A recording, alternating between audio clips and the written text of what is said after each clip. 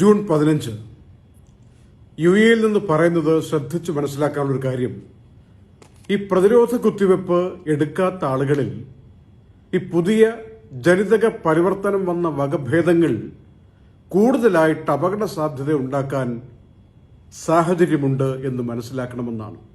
എന്നുവെച്ചാൽ എല്ലാം മാറ്റിവെച്ചിട്ട് പ്രതിരോധ കുത്തിവെപ്പിന് വേണ്ടി മുന്നോട്ട് പോവുക എന്നാണ് യുഎഇയുടെ ആരോഗ്യ വകുപ്പിന്റെ ഔദ്യോഗിക വക്താവ് ഡോക്ടർ ഫരീദ അൽ ഹൊസാനി ആവർത്തിച്ച് വ്യക്തമാക്കിയിരിക്കുന്നത്.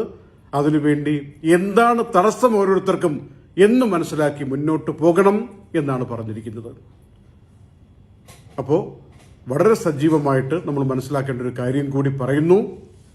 ഈ വലിയ പ്രശ്നം പിടിച്ച പല വകഭേദങ്ങളും യുഎഇയിൽ പരിമിതമാണെങ്കിലും ഉള്ളത് അപകട സാധ്യത വർദ്ധിപ്പിക്കുന്ന സാഹചര്യത്തിലേക്ക് കൊണ്ടുപോകും എന്ന് ഓർമ്മപ്പെടുത്തിയിരിക്കുകയാണ്. ഇത് നോക്കാൻ വേണ്ടി തന്നെ ഒരു കമ്മിറ്റി പ്രതിദിനം നിരീക്ഷണം നടത്തുകയാണ്. ഇതിന്റെ പ്രതിരോധ കുത്തിവയ്പ്പുകളൊക്കെ ഫലപ്രദമാകുന്നുവോ എന്നത് നോക്കാൻ വേണ്ടി കമ്മിറ്റി പ്രവർത്തിക്കുകയാണ് എന്ന കാര്യമൊക്കെ അറിയിച്ചിരിക്കുന്നത് നമുക്ക് വേണ്ടിയാണ്. ഇനി നല്ല പ്രായമായ ആളുകൾ അല്ലെങ്കിൽ 60 വയസ്സിന് മുകളിലുള്ള ആളുകൾ, ദീർഘകാലമായിട്ട് എന്തെങ്കിലുമൊക്കെ അസുഖമുള്ളവർ, അവരൊക്കെ രണ്ടാമത്തെ കുത്തിവെപ്പ് എടുത്ത് കഴിഞ്ഞിട്ട് നിൽക്കുന്നവർ മൂന്നാമത്തെ കുത്തിവെപ്പിന് വേണ്ടി അപ്പോയിന്റ്മെന്റ് എടുക്കണം എന്ന കാര്യം ഓർമ്മിപ്പിച്ചിരിക്കുകയാണ്. അതിന് ഒരു കമ്പനിയുടേതാണ് 2 കുത്തിവെപ്പും എടുത്തത്, മൂന്നാമത്തേത് വേറൊരു കമ്പനിയുടേതാകാമോ എന്നുള്ളത് വിദഗ്ധരുമായിട്ട് ആലോചിച്ച് ഡോക്ടർമാരുമായി സംസാരിച്ചിട്ട് നിങ്ങളുടെ ആന്റിബോഡിയുടെ കണക്കൊക്കെ നോക്കിയിട്ട് ചെയ്യണമെന്ന കാര്യവും ഓർമ്മിപ്പിച്ചിരിക്കുകയാണ്. ഒരു വൈദ്യ പരിശോധനയ്ക്ക് ശേഷമായിരിക്കണം അങ്ങനെ ചെയ്യേണ്ടത് എന്ന് പറയുകയാണ്. പക്ഷേ ഇനിയും 13% ആളുകൾ പ്രതിരോധ കുത്തിവയ്പ്പ് എടുക്കാൻ ബാക്കിയുണ്ട് എന്നുകൂടി ഡോക്ടർ ഫരീദ ഓർമ്മപ്പെടുത്തുകയാണ്. ഇപ്പോഴും ചോദിച്ചുകൊണ്ടിരിക്കുന്ന കാര്യം, 1 വർഷമായി ചോദിച്ചുകൊണ്ടിരിക്കുന്ന ഒരു കാര്യമുണ്ട്, അതെല്ലാവരെയും അറിയിക്കണം. ഈ വിഷയം ദുബായിൽ നിന്ന് അബുദാബിയിലേക്ക് കടക്കാൻ വേണ്ടി ഇടയ്ക്കിടെ നിയമങ്ങൾ മാറുമല്ലോ, ഇപ്പോഴത്തെ അവസ്ഥ എന്താണ്? ഇത് 1 വർഷമാവുകയാണെന്ന് പറയുമ്പോൾ 2020 ജൂണിലാണ് കടുത്ത നിയന്ത്രണങ്ങൾ അബുദാബിയിലേക്ക് പ്രവേശിക്കാൻ വേണ്ടി വന്നത്. നമ്മൾ കരുതി ഇപ്പോൾ 2 മാസം കഴിയുമ്പോൾ അത് കഴിയും, പക്ഷേ 1 വർഷമാകുന്നു. ഏറ്റവും പ്രധാനമായി ശ്രദ്ധിക്കേണ്ട വിഷയം, ഒരു PCR അല്ലെങ്കിൽ റാപ്പിഡ് ടെസ്റ്റ് അനിവാര്യമാണെന്ന് പറഞ്ഞിട്ടുണ്ട്. പിന്നെ അൽഹൊസൻ ആപ്പ് ഡൗൺലോഡ് ചെയ്തിരിക്കുകയും വേണം. ഇനി DPI അല്ലെങ്കിൽ റാപ്പിഡ് ടെസ്റ്റാണ് എടുക്കുന്നതെങ്കിൽ 2ാമത്തെ പ്രാവശ്യം തുടർച്ചയായിട്ട് അതിന് സമ്മതിക്കില്ല എന്ന കാര്യം കൂടി അറിയുക. റാപ്പിഡ് ടെസ്റ്റ് ആണെങ്കിൽ അവിടെ 5 മിനിറ്റ് കൊണ്ട് തന്നെ അതിർത്തിയിൽ എടുക്കാൻ പറ്റും. പക്ഷേ 2ാമത് പ്രാവശ്യം അങ്ങനെ പോകാൻ പറ്റില്ല. ഒരു 18 ടെസ്റ്റ് ലൈനുകളൊക്കെ ഉള്ള കാര്യം എല്ലാവർക്കും അറിയാമല്ലോ. 50 ദിർഹം കൊടുത്തിട്ട് പെട്ടെന്ന് എടുത്തു പോകാൻ പറ്റുന്ന സംവിധാനമാണ്. ഗന്തൂത്തിലാണത്. പിന്നൊരു കാര്യം ഉപദേശമായിട്ട് ഇപ്പോൾ എല്ലാവരും പറയുന്നത്, പറ്റുമെങ്കിൽ ഈ ഞായറാഴ്ച രാവിലെയുള്ള യാത്ര അങ്ങോട്ട് വൈകിപ്പിക്കാൻ പറ്റുമോ അബുദാബിയിലേക്ക്? അത്രയും തിരക്കാണ് ഈ DPI ടെസ്റ്റൊക്കെ എടുത്തിട്ട് പോകണമെന്ന് ആഗ്രഹിക്കുന്ന ആളുകൾ നേരിടുന്നത്. ഇനി സമ്പൂർണമായിട്ട് പ്രതിരോധ കുത്തിവയ്പ്പ് എടുത്തവരാണ്, ഞങ്ങൾ 2 ഡോസും എടുത്തല്ലോ എന്ന് പറയുന്നവരാണ് എങ്കിൽ അവരുടെ 28 ദിവസം കഴിയുമ്പോൾ സ്വാഭാവികമായിട്ടും എന്ന് പറയുന്ന സ്റ്റാറ്റസ് വരും. അത് വന്നിട്ടുള്ള ആളുകൾ PCR എടുത്തിട്ടാണ് പോകുന്നതെങ്കിൽ അവർക്ക് ആ എന്നുള്ള സ്റ്റാറ്റസ് ആക്റ്റീവാക്കി നിർത്തണമെങ്കിൽ ആഴ്ചയിലൊരിക്കൽ PCR എടുക്കണം എന്ന കാര്യം അറിഞ്ഞിരിക്കുക. എന്നുവെച്ചാൽ 48 മണിക്കൂറിനിടയിലല്ല അതിന്റെ പ്രാബല്യം, 7 ദിവസം ഉണ്ടായിരിക്കും അങ്ങനെ ഒരു ആക്റ്റീവായിട്ട് കാണിക്കാൻ വേണ്ടിയുള്ള കാലാവധി എന്നർത്ഥം. 2ാമത്തെ ഡോസ് എടുത്തിട്ട് 28 ദിവസമായില്ല എങ്കിൽ 48 മണിക്കൂറിനിടയിൽ എടുത്തിരിക്കുന്ന PCRുമായിട്ട് വേണം അങ്ങോട്ട് പോകാൻ എന്ന കാര്യം മനസ്സിലാക്കണം. ഈ വാക്സിൻ തന്നെ എടുത്തിട്ടില്ലേ, PCR 48 മണിക്കൂറിന്റെ ഒരു സർട്ടിഫിക്കറ്റ് കയ്യിൽ വേണം. 2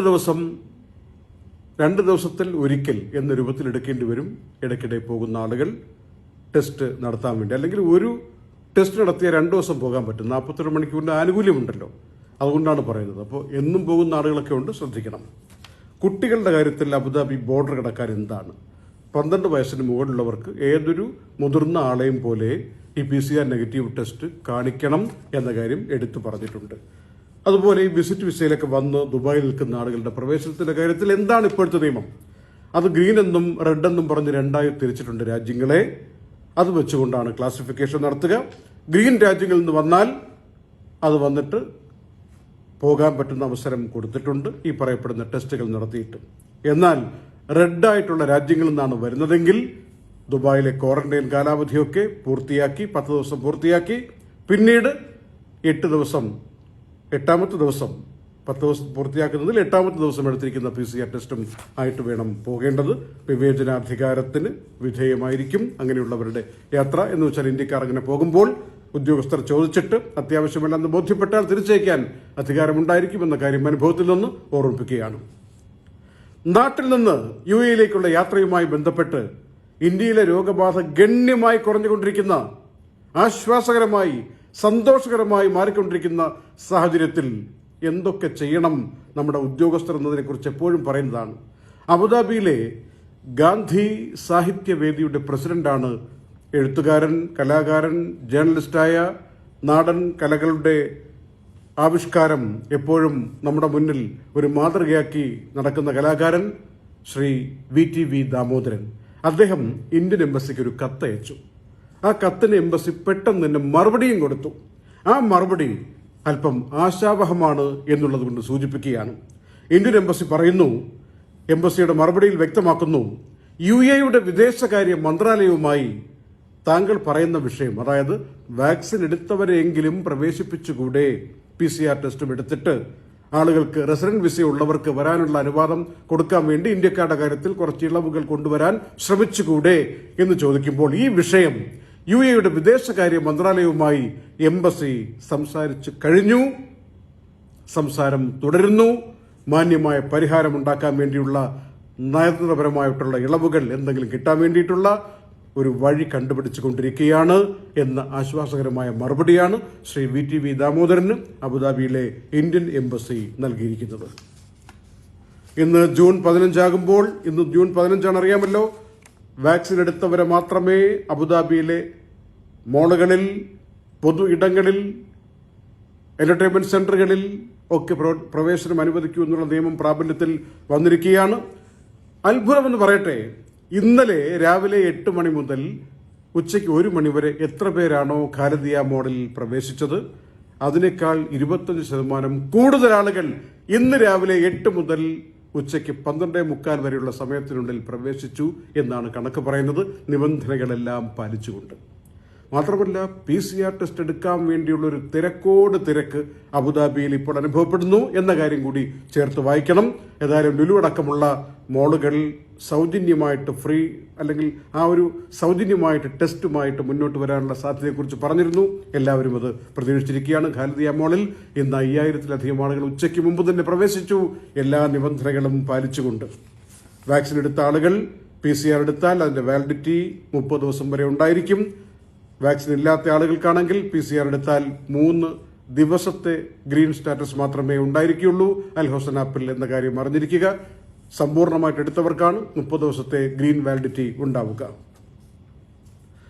ഇന്ന് ഈ ചില ആളുകൾ ചോദിക്കുന്ന ഒരു വളരെ പ്രധാനപ്പെട്ട സംശയം, ഇന്ത്യയിൽ നിന്നോ അല്ലെങ്കിൽ മറ്റെവിടെ നിന്നെങ്കിലും വാക്സിൻ എടുത്തിട്ട് വന്ന ആളുകൾക്ക് ഈ അൽ ഹൊസൻ ആപ്പ് ഡൗൺലോഡ് ചെയ്യുമ്പോൾ അതിനകത്ത് അത് പ്രകടമാകുമോ, അല്ലെങ്കിൽ ഇവിടെ വന്നെടുക്കുന്നതിന് എന്തെങ്കിലും ഒഴികഴിവുകൾ ഉണ്ടോ?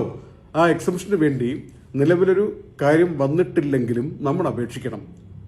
എക്സംഷൻ ചെയ്തു കൊടുക്കാനുള്ള ചില സാഹചര്യങ്ങളുണ്ട് എന്നുള്ളത് കൊണ്ട് തന്നെ ഇത്തരം കാര്യങ്ങളിൽ 800-17-17 എന്ന നമ്പർ സൂക്ഷിക്കുക. സംശയം വരുമ്പോൾ വിളിക്കുക. ഉപദേശമനുസരിച്ച് മുന്നോട്ട് പോവുക. അല്ലെങ്കിൽ 800-46-76 അതും സൂക്ഷിക്കാം.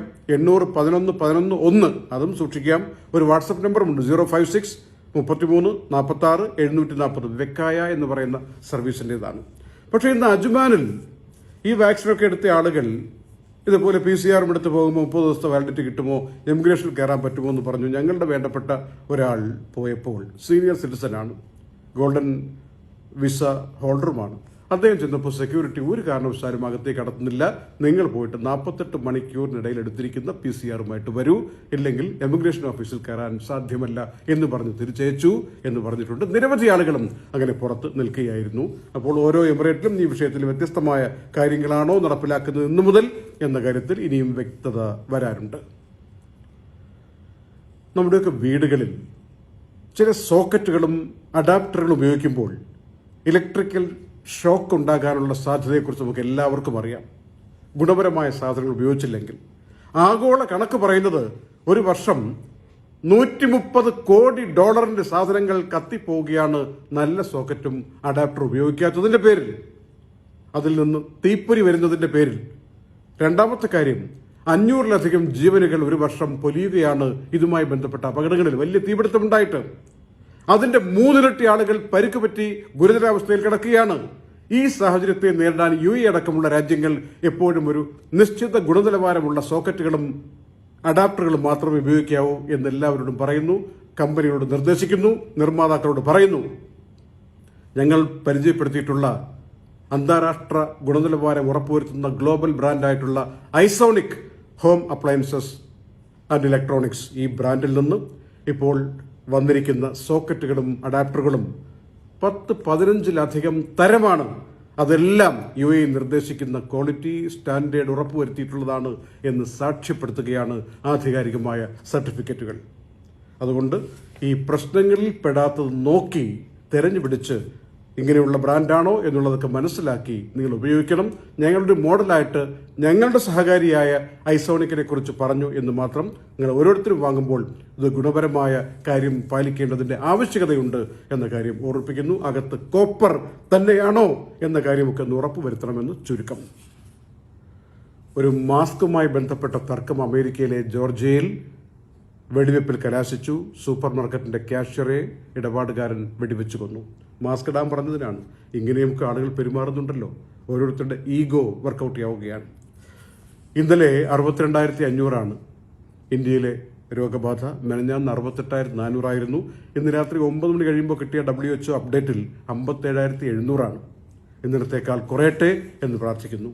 കേരളത്തിൽ രോഗബാധ കുറയുന്നുണ്ട്, ആശ്വാസമാണ്. TPR കുറയുന്നുണ്ട്, ആശ്വാസമാണ്. പക്ഷെ 166 ആളുകൾ ഇന്നും മരിച്ചു.